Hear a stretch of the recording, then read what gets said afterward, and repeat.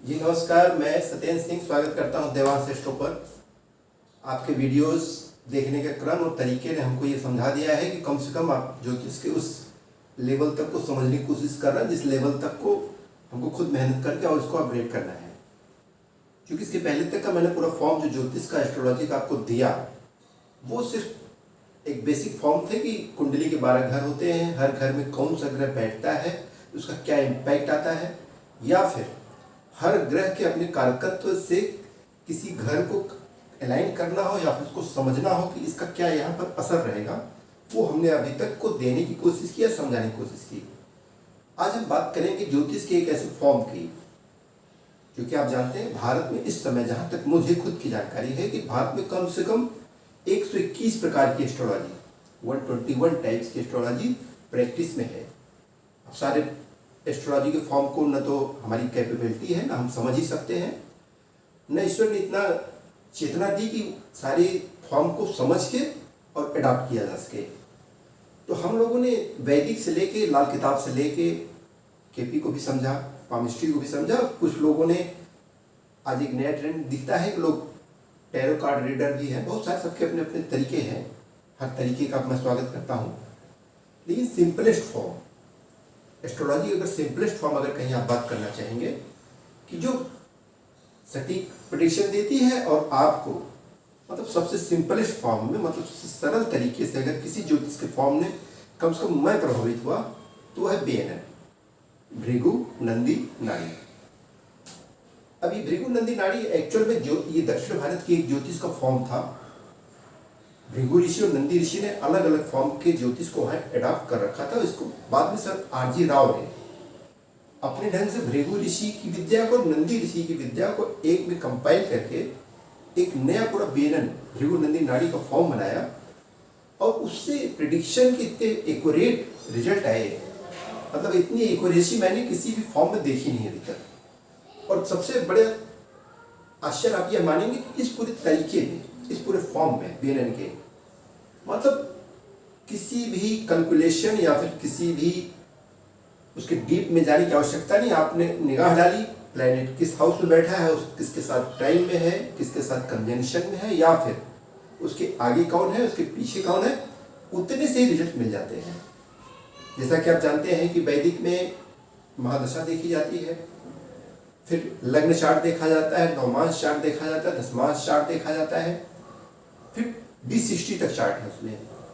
अब उसकी इतनी डीप रिसर्च या फिर डीप नॉलेज कम से कम एक कॉमन पर्सन को, एक आम आदमी को, आम नागरिक को नहीं हो सकता है। तो जाहिर सी बात है कि जब ज्योतिष को ऐसे लोगों तक पहुंचाने का इंटेंट है आपका, सारे लोग उसके फॉर्म को समझ सके कि मेरा ये प्लेनेट यहाँ बैठा है और ये प्लेनेट इससे कंजक्ट है, तो ये रिजल्ट आनी चाहिए। तो उसके लिए simplest form BNN Bhrigu Nandi नाड़ी है। इसमें कोई महादशा का कोई क्रम नहीं है, न इसमें सिर्फ इसमें लग्न चार्ट या डीवल चार्ट के आधार पर सारा प्रेडिक्शन होता है।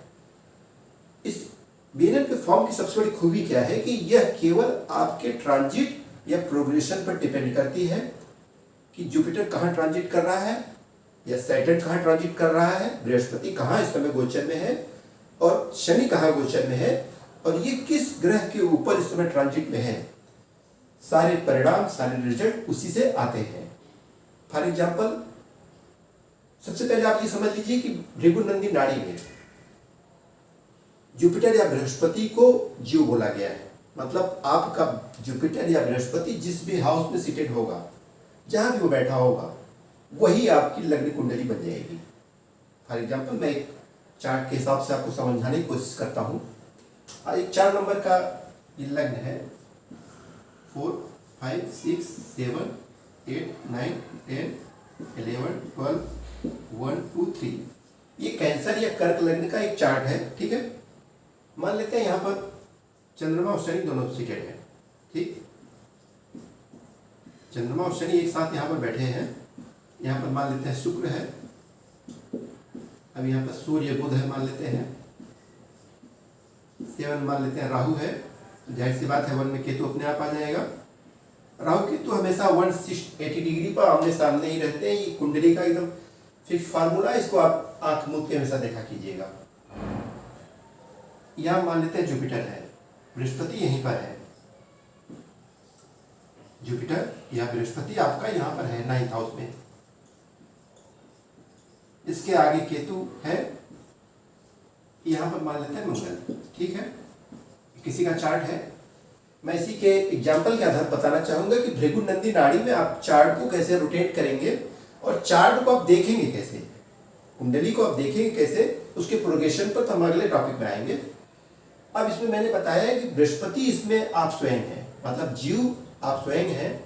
जुपिटर से ही जीव को देखा जाता है कि मतलब कोई भी व्यक्ति जन्म लिया है, उसका बृहस्पति कहाँ बैठा है, किस साइन में बैठा है, उसी के सारे रिजल्ट, सारे लक्षण, सारे ट्रेड उस व्यक्ति में, उसकी पर्सनालिटी में, उसकी लाइफ में आ जाएंगे।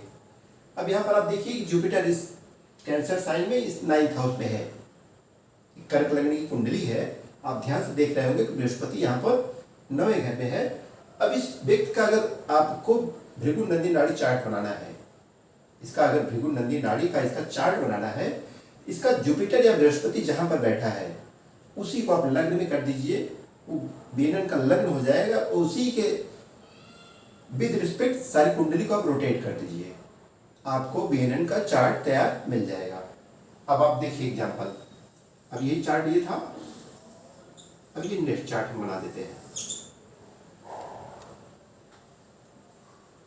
अब जो जुपिटर आपके 9th हाउस में इस चार्ट में था, जब ये बेनन का चार्ट आप बनाएंगे जुपिटर लग्न में आ जाएगा।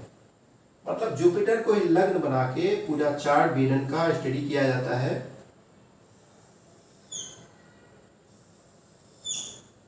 अब आप देखेंगे तो जो जुपिटर 9th हाउस में था वही बृहस्पति अब इनके लग्न में आ गया। ठीक है, अब आप विद रिस्पेक्ट आप पूरी कुंडली को रोटेट कर दीजिए, बृहस्पति लग्न में आ गया।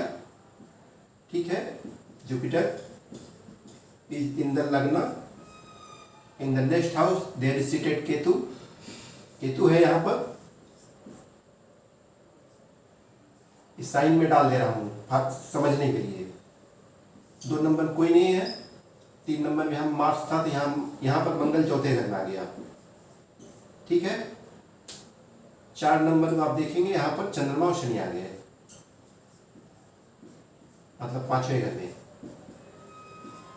6ठे घर में यहाँ पर शुक्र आ गया। यहाँ पर 7वें घर में जब आप जुपिटर को लग्न बना के कुंडली रोटेट कर रहे हैं तो यहाँ पर सूर्य बुध आ गए। यहाँ पर राहु आ गया, जाहिर सी बात है कि सेकंड में केतु है तो 8th में राहु आएगा।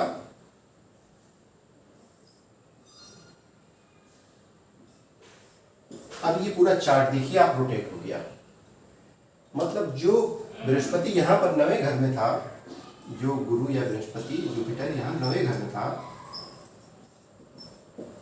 अब इसी को आपने लग्न बना लिया बेनन के लिए। अब बृहस्पति के विद रिस्पेक्ट, जैसे ये लग्न चार्ट था, ये वैदिक के हिसाब से था। अब जब आप बेनन के हिसाब से देखेंगे तो जुपिटर जहां आपका सीटेड है वही आपका लग्न चार्ट बन जाएगा बेनन, इसी को बेनन चार्ट बोलेंगे। ठीक है, अब इसी बेनन चार्ट के हिसाब से आप पूरी कुंडली को आप रीड करेंगे, जज करेंगे, और इसी जुपिटर के प्रोग्रेशन या जुपिटर का इस समय ट्रांजिट जहां चल रहा होगा वो घर या वो हाउस एक्टिवेट हो जाएगा। अब बृहस्पति आपका ये जब आपका जन्म हुआ तो आपका बृहस्पति यहाँ बैठा हुआ है लग्न में, ये बेनन के हिसाब से मैं बात कर रहा हूँ। अब ये बृहस्पति आपके नेक्स्ट ईयर में आपके केतु से मिलेगा। ठीक है, अब 2 चीजें इसी में और समझ लीजिए। बेनन में कुछ प्लेनेट को डेस्टिनी मेकर बोला जाता है, कुछ प्लेनेट को डेस्टिनी ब्रेकर बोला जाता है।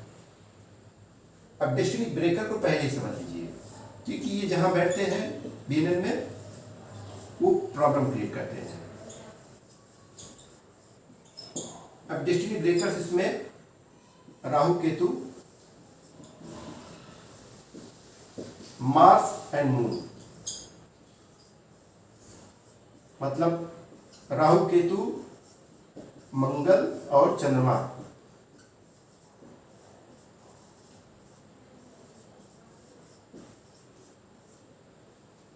राहु केतु मंगल और चंद्रमा, ये 4 प्लेनेट या 4 ग्रह भृगु नंदी नाड़ी के हिसाब से डेस्टिनी ब्रेकर, मतलब आपके बने हुए कामों को बिगाड़ने वाले माने जाते हैं। ये बेलन के हिसाब से।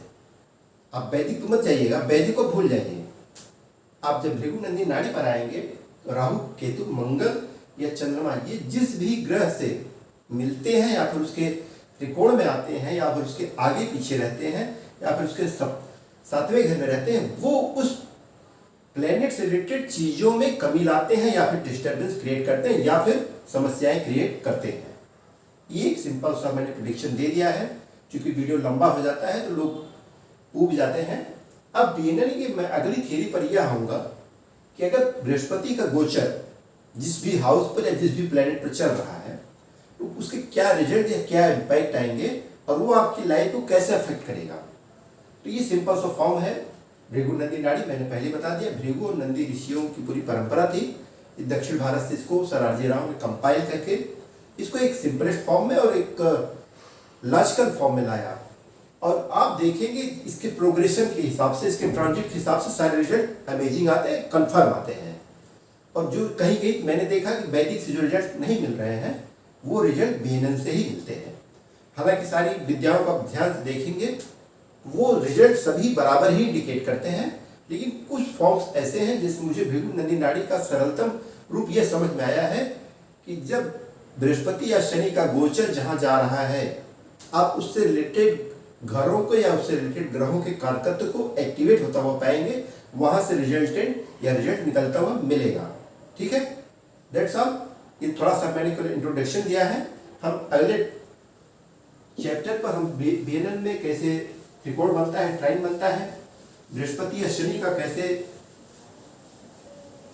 एक दूसरे को आस्पेक्ट या फिर एक दूसरे के घरों को या फिर उसके ट्राइन में आने पर क्या रिजल्ट आते हैं, और सबसे ज्यादा रिजल्ट बृहस्पति शनि के ही ट्रांजिट से आते हैं। ये ध्यान रखिएगा। बेनन का यही सिंपल सा फार्मूला है। इसमें कोई दशा महादशा नहीं, कोई इसमें D1 D9 D10 की तरह कोई चार्ट नहीं। सिंपल सा चार्ट आपका जो लग्न के समय, आपके जन्म के समय जो चार्ट आपको नेचर ने, गॉड ने आपको प्रोवाइड कर दी है, उसी के आधार पर सारे प्रेडिक्शन आते हैं।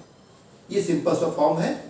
मिलेंगे नेक्स्ट वीडियो में और आपको बताएंगे इसके नेक्स्ट लेवल पर चल के कि बेनन आपको कैसे एक बृहस्पति के गोचर से और शनि के गोचर से आप कैसे सारी चीजों को या फिर सारी सिचुएशन को कैसे रीड कर सकते हैं, या फिर आपके लाइफ में क्या घटित हो रहा है या फिर आने वाले टाइम में क्या घटित होने वाला है या पास्ट लाइफ में क्या घटित हो चुका है।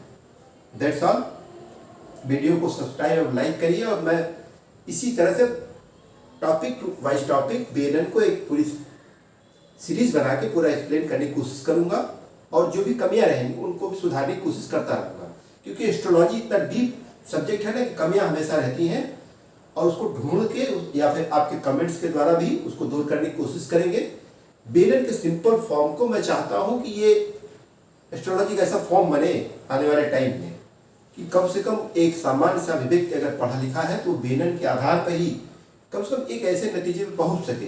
क्योंकि कुछ लोग मैरिज को लेकर परेशान हैं, कुछ लोग कैरियर को लेकर परेशान हैं, कुछ लोगों की लाइफ में डाइवर्स हो रहे हैं, मतलब वो समझ नहीं पा रहे हैं। लेकिन अगर यही बेनन का फॉर्म अगर उनको सिंपलेस्ट फॉर्म में समझा रहे हैं, हर घर में ज्योतिष अगर पहुंच रहा है तो इसका मतलब है कि चैनल सफल रहेगा। मेरा टारगेट या इंटेंट भी यही है।